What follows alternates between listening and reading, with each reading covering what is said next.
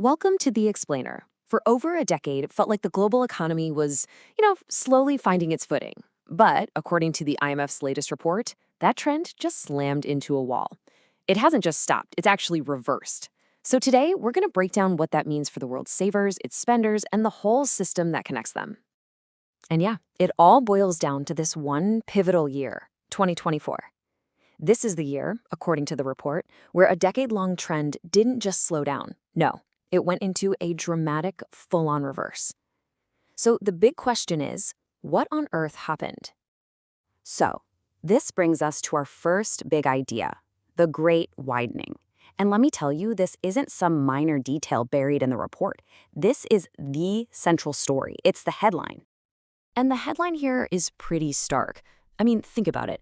After the big crash in 2008, the world spent a solid decade trying to close the gap between the countries that save a ton and the countries that spend a ton.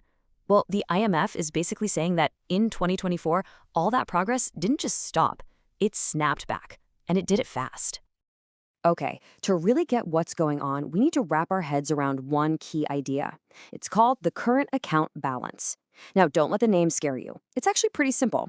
Just think of it as a country's annual bank statement with the entire rest of the world. It tracks all the money coming in versus all the money going out.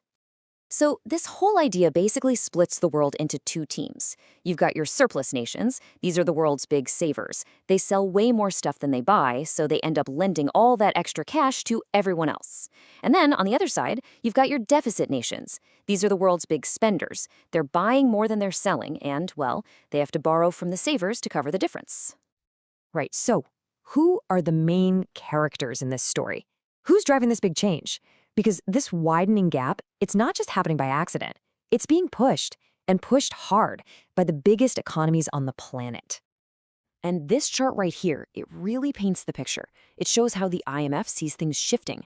And what's wild is that for the first time in a long time, the three biggest economic players, the US, China, and the Euro area, are all moving away from balance at the same time.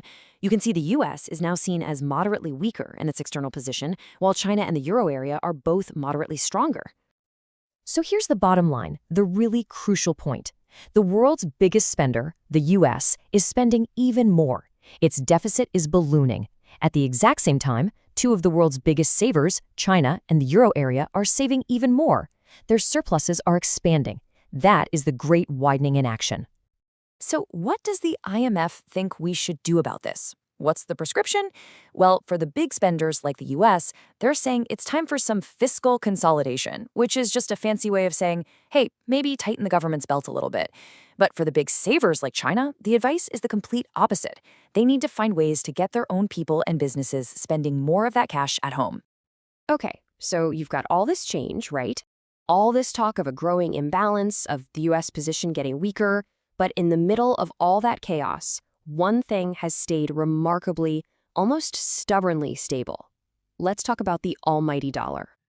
Just take a look at this. It's incredible.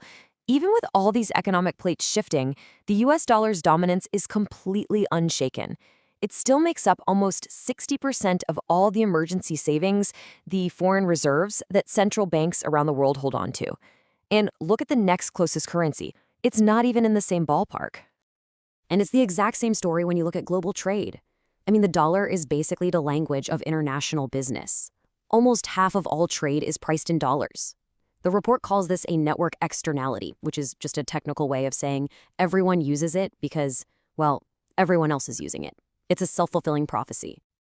And get this. When it's time to actually move the money from point A to point B, the dollar's grip is even tighter. The report points out that on the SWIFT network, the system that handles most international bank messages, over two-thirds of all payments are in US dollars. But here's where it gets interesting. The dollar might be king today, but the IMF is looking to the future, and they see some clouds gathering on the horizon.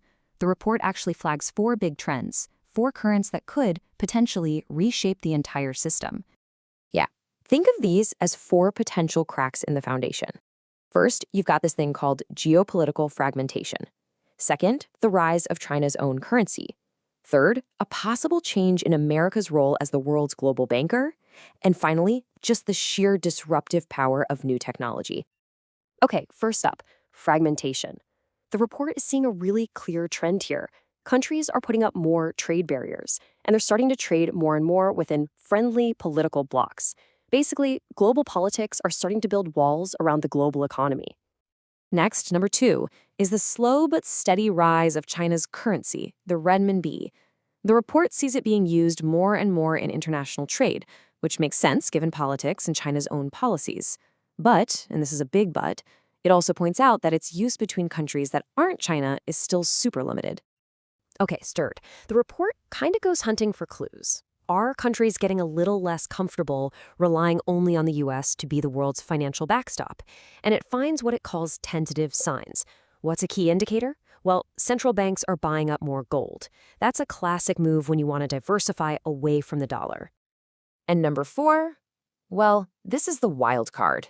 Pure technological disruption.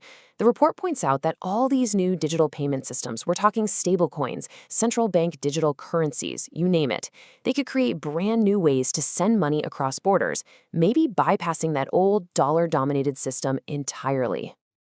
So you've got this massive widening imbalance.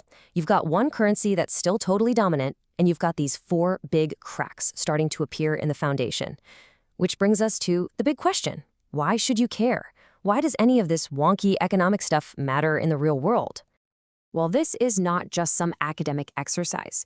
What you're seeing here is an official warning, a direct quote from the IMF's board. They're basically saying that these huge imbalances make the whole system more fragile. They're worried about sudden stops. That's when foreign money just up and flees a country overnight, and other major shocks. To put it bluntly, they're worried about another crisis. And look, those kinds of shocks aren't abstract economic theories. When the global financial system starts to wobble, it can hit you right where you live. It can affect the price of pretty much everything you buy that's imported, like your phone. It can mess with the value of the investments in your pension fund. It can shake the stability of the entire global economy, which, of course, affects jobs and growth everywhere. And so that leaves us right here with the huge central question that this whole report is really asking. All these changes are happening, that's a fact. The old way of doing things is gone. But where are we headed? Is the system slowly moving towards a new, maybe even a healthier balance? Or are these huge imbalances and growing cracks pushing us toward a world that's more volatile, more fractured, and maybe just more broken? That's the question we'll all be watching.